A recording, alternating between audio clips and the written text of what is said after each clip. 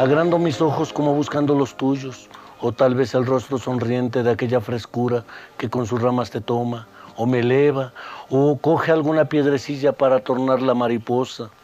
Abro la boca como para gritar que estoy queriendo tenerte aquí a mi lado, y los murmullos del viento y del mar acallan mi voz, que lucha sin tregua para llegar hacia ti. Estiro los brazos para acercarte hacia mí y tan solo recibo el hiriente frío del cortante viento que hiere mi voz. Pero León Felipe lo decía muy claramente: aventad la poesía, quitadle los caireles de la rima, la métrica, la metáfora y hasta la idea misma. Y si algo queda, eso será la poesía. Y si algo queda después de que le han quitado a alguien la visión, la audición, el tacto, el movimiento y la inteligencia, si algo queda para seguir resistiendo, eso se llama dignidad, valor y humanidad. Nada más. Lo demás es lo de menos.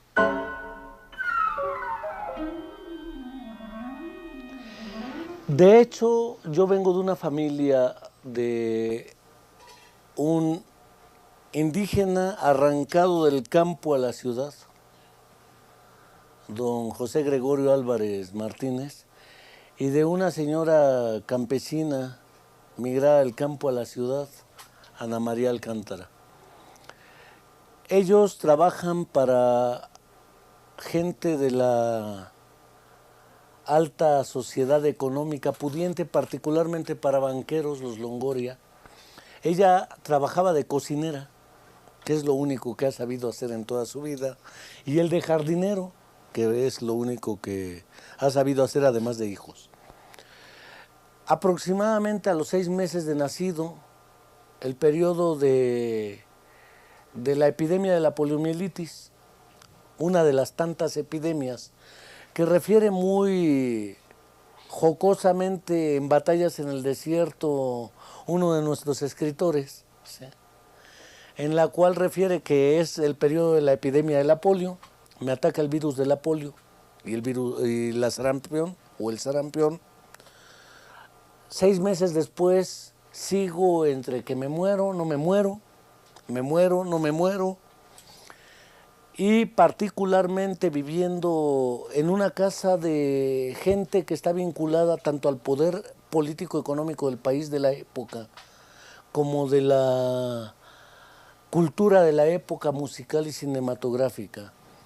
Mi madre recibe el mensaje de parte de las personas que viven con ella, es decir, con las cuales ella trabaja de cocinera, que sale más barato internarme. Llega un momento en que descubren que me dio la polio. Ella no se da cuenta que tengo polio, mi padre menos. Ellos llegan a la conclusión de que estaba enfermo de algo. Y 6 meses después, a una de mis hermanas, la inmediatamente mayor a mí, Patricia, le da neumonía. Mi madre, naturalmente, después de 6 meses, desesperada, va a la Basílica de Guadalupe con el niño y la niña en brazos y le dice a la Virgen de Guadalupe: llévate al niño, déjame a la niña, tiene neumonía, ella se acaba de enfermar, pero como alguna vez le dije, Dios no cumple antojo ni endereza jorobados. Yo estoy hablando aquí en este momento, mi hermana es parte de un recuerdo. Falleció ella de la neumonía, heme aquí.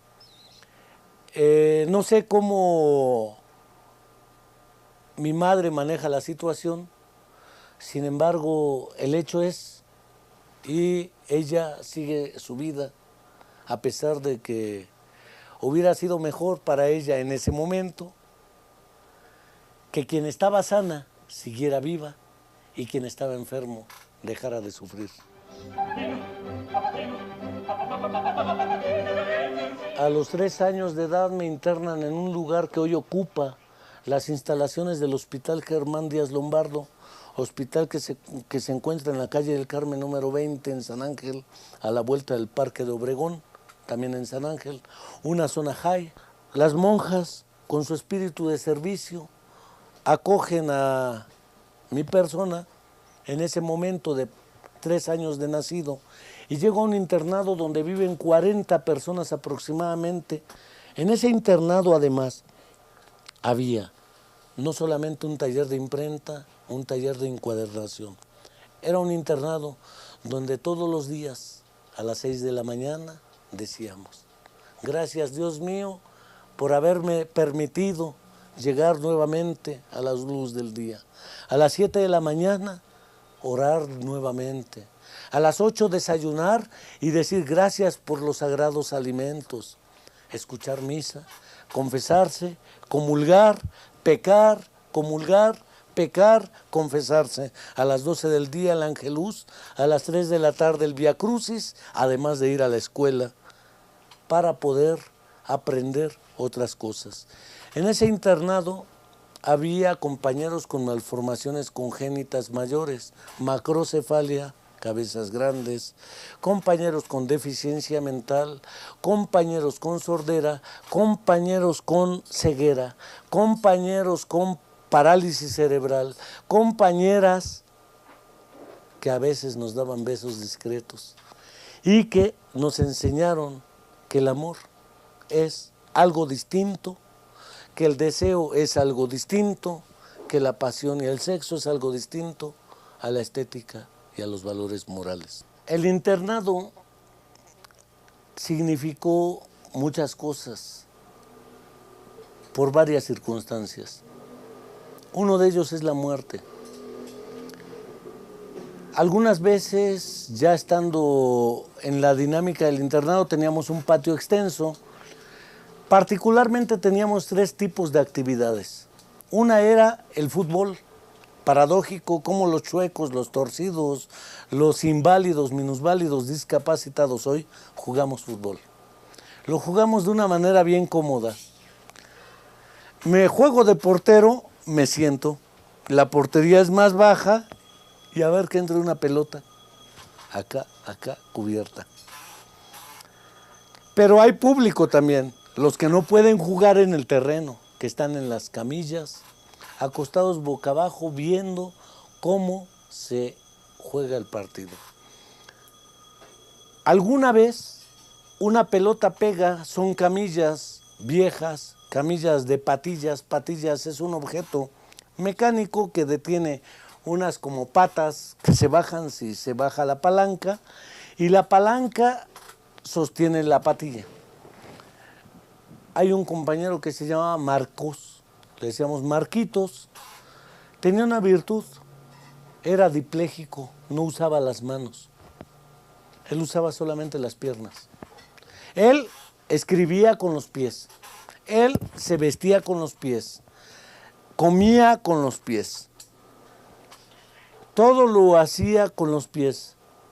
Y naturalmente, cuando está acostado boca abajo, sus manos no le sirven. Alguna vez jugando, una pelota pega en una pata de la camilla, se dobla y cae de cabeza. Se fractura el cráneo. Al fracturarse el cráneo, él pierde la conciencia. Los 40 pasamos a tocar qué se siente un cráneo fracturado. Al día siguiente muere de fractura cráneoencefálica. Muere de que jugamos fútbol y seguramente nosotros sentimos dolor, pero más que dolor, culpa. Culpa porque lo matamos porque jugamos fútbol. ¿Qué otras cosas jugábamos? Carreras, que es lo más interesante. Jugar carreras entre los que no pueden correr, entre los que no pueden caminar, entre los que usan sillas de ruedas y muletas. Y solamente nos ganaba uno, el maldito ciego. El maldito ciego que sí podía correr, pero no veía dónde estaba. Pero nos ganaba las carreras. Él tenía en su cabeza un mapa del internado, se lo sabía de memoria el maldito. El problema es que nunca le podíamos ganar, le hacíamos trampas, le cruzábamos sillas de ruedas. Y él oía cuando una silla de ruedas se la estábamos poniendo. Le daba la vuelta y seguía corriendo. Tenía un mapa en su cabeza del patio. Nunca le ganamos una carrera al maldito ciego. Ese maldito ciego era Tomás. el Gran Topane. ¿Quién era el Gran Topane? En esa época nosotros leíamos un cuento que a mí me dejó más enseñanzas de psicología que algunos maestros de los que ya ni recuerdo. El Calimán. El Calimán era un cuento que nos decía: no todo lo que los ojos ven resulta cierto. Serenidad y paciencia. A veces la razón puede más que la percepción. No te dejes engañar, mi pequeño Solín. La mente del cerebro es más grande que la mente de los ojos.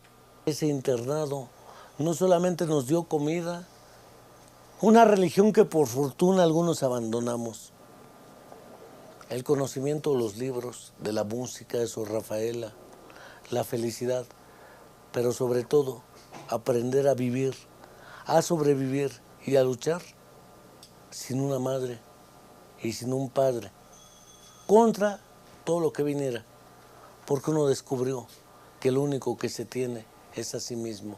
De otra manera, no queda nada. Después del internado, quien se encargó del taller de encuadernación era Andrés. Andrés, un compañero hemipléjico, psicólogo, él estudiaba psicología. Gracias a él, alguna vez me invitó a la UNAM a ver al Cineclub Filosofía, cuando él era estudiante. Yo no debo haber tenido más de 13 años. Conocí una película donde el pequeño Hans, un enano, dueño de un circo, de una película de un personaje de nombre Todd Browning, del cine negro norteamericano. La película se llama Fenómenos. Vi la película y no me impactó, pero yo veía a la gente llorando. Yo veía a la gente espantada. ¿Cómo es posible que existan enanos, microcéfalos, gigantes con barba pariendo como mujeres barbadas y el gigante casado? Y el pequeño Hans pretendiendo ser asesinado por la bella Cleopatra. Ellos lloraban, se salían del cine. Yo decía, eso lo veo todos los días. Yo veo pequeños Hanses. Veo los chatos que son los deficientes mentales, veo malformados, veo ciegos. Pues para mí el circo de Fenómenos era el internado que yo ya había vivido. Para mí era lo normal, para ellos era un trauma porque decían, no es posible que exista esto en el mundo. No lo creían ellos, para mí era algo cotidiano. Cuando en 1973 salgo del internado, realmente desde antes estoy saliendo. Prácticamente yo estoy internado en 1961 a 1971.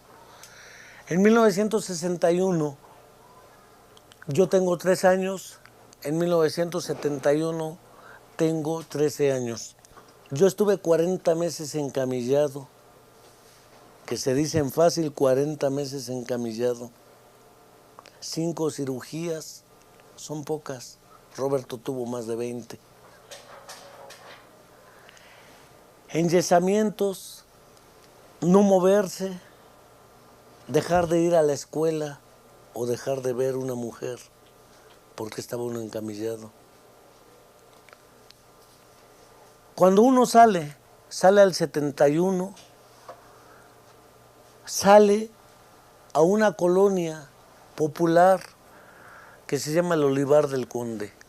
Naturalmente que en la familia yo era visto como el enfermo, como el que había que darle un apoyo, como el que había que cuidar y proteger, porque era el que no podía, a diferencia de mis otros hermanos, convivir con sus amigos, jugar fútbol, caminar o correr. Alguna vez un compañero me dijo, seguramente cuando tú naciste, a tu madre le sucedió un accidente y se cayó.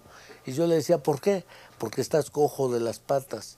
Entonces yo le respondía, seguramente cuando tú naciste, a tu madre le dolía la cabeza. ¿Por qué? Porque estás pendejo. De alguna manera cada quien tiene sus limitaciones y sus ventajas. Yo sabía que yo no podía jugar fútbol americano o sabía que no podía jugar tochito, pero ellos sabían que les ganaba en el ajedrez. Yo tenía una ventaja sobre de ellos tenían una ventaja sobre mí, pero de alguna manera comprendimos ellos y yo que las diferencias nos hacían iguales, porque lo normal era lo diferente. Era comprender que yo jugaba ajedrez, que yo escribía poesía cuando podía, porque no siempre se puede, y ellos jugaban fútbol cuando no estaban crudos o borrachos, es decir, no siempre se podía jugar fútbol.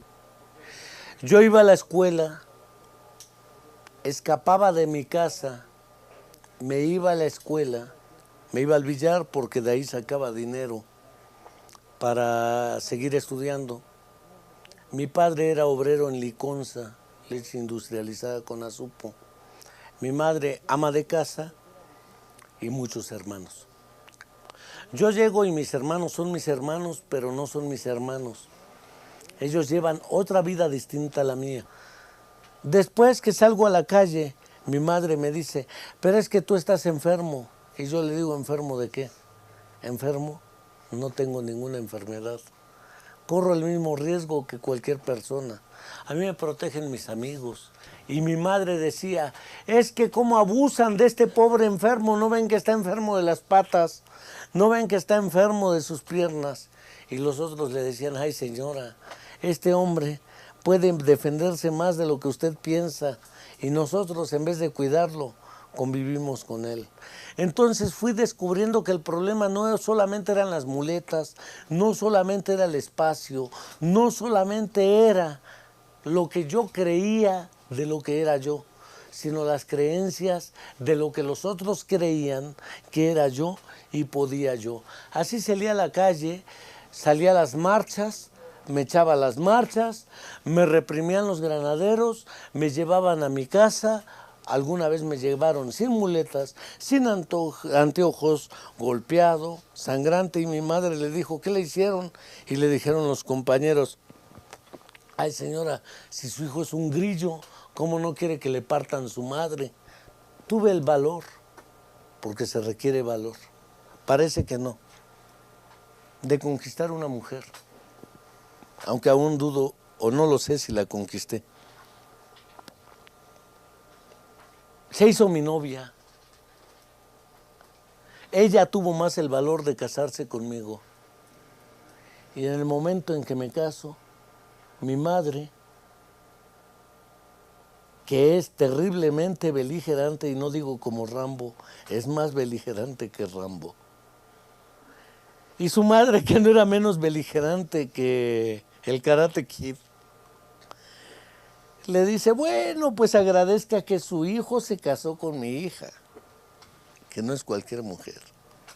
Y mi madre le dice, sí, pero su hija no se casó con cualquiera, se casó con mi chueco. Pero finalmente mi madre, cuando ve a la que tuvo el valor de casarse conmigo, le dice, muchas gracias. Mi padre, encantado, dijo, eureka, descubrí que no era bicicleto, que no le pedaleaba por la reversa, que no tomaba Coca-Cola hervida. De alguna manera uno va descubriendo que la vida se enfrenta de una sola manera. Uno, con dignidad. Y cuando no queda esta, con resistencia. Y cuando no queda esta, con resistencia. Porque cuando no se tiene otra fuerza hay que resistir. Y después de resistir, de alguna manera uno se levanta. Pero no hay mal que dure 100 años, ni discapacitado que los aguante. Esa vida cotidiana que nos enseña tantas y tantas cosas, que entrando en el metro, no falta quien patee una muleta, lo tire a uno, pasen todos por encima y le digan, ¿se lastimó, joven? No, de ninguna manera, soy Superman. Lo levanto, no, mejor déjeme tirado mientras me repongo de la pisada.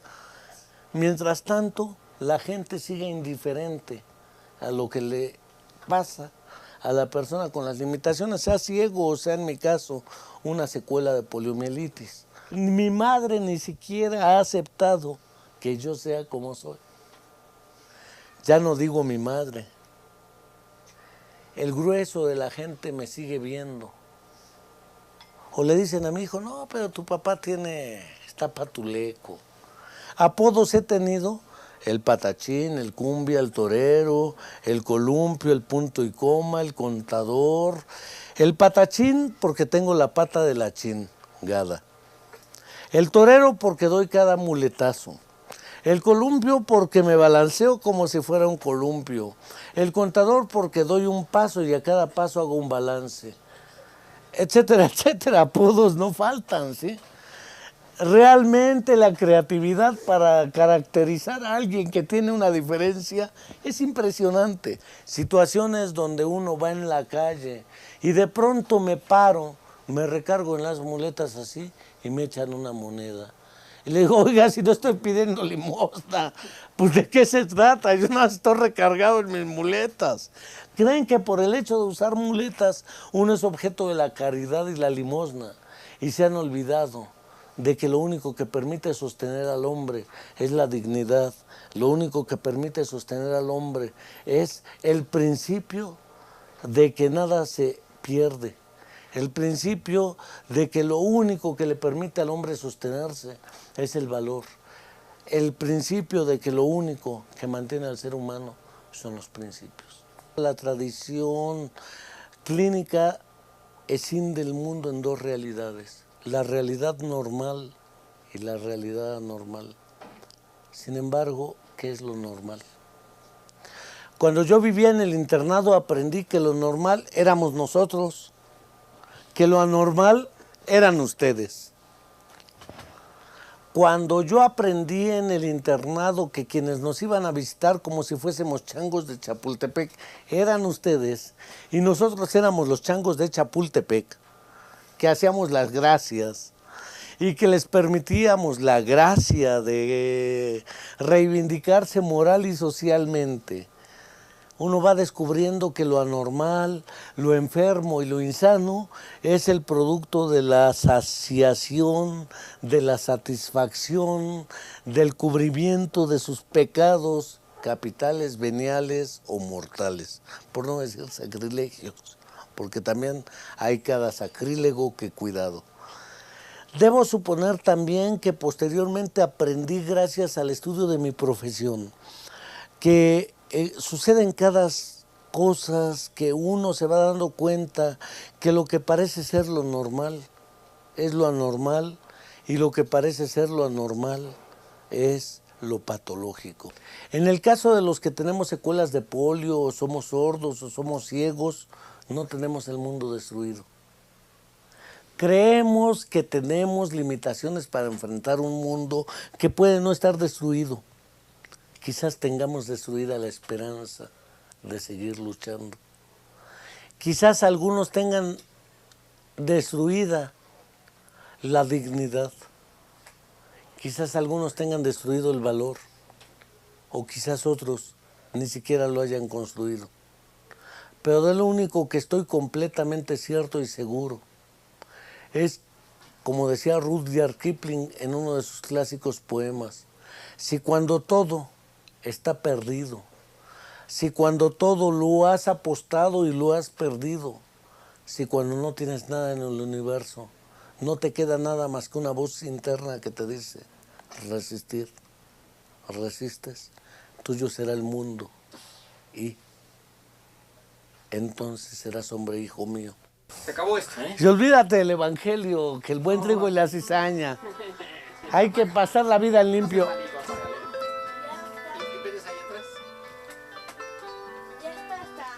Ahora prensa ahí atrás. ¿Cómo que? Ya. Foto, ¿dónde se cansa para esta? ¿Qué onda, Andovas? Hay que pasar la vida en limpio. ¿Qué? Hay que pasar la vida en limpio, güey.